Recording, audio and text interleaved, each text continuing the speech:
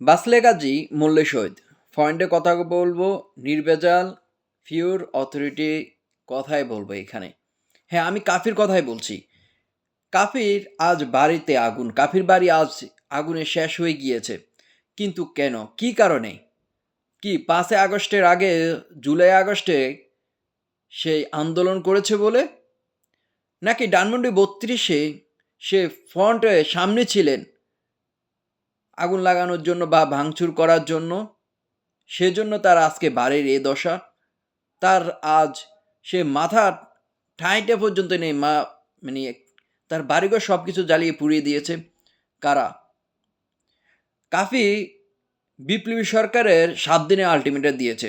আমি কাফির সাথে একমত। আমরা যারা জুলাই আগস্টে রাজপথে হোক অনলাইনে হোক যেভাবে আমরা আন্দোলন করেছি, বর্তমান অন্তর্বর্তীকালীন সরকারের প্রয়োজন তাদেরকে প্রোটেক্ট দেওয়া। 5 আগস্টে যদি শেখ হাসিনা যদি না চলে যেত, তাহলে কিন্তু যারা আন্দোলন করেছে আমার মতো, অনলাইনে হোক রাজপথে হোক যেভাবে হোক, তাদেরকে ধরে ধরে চিহ্নিত করে হয়তো গুলি করে দিই বা আইন শৃঙ্খলা জেলখানায় আজীবনের জন্য আয়নাঘরে পাঠিয়ে দিত।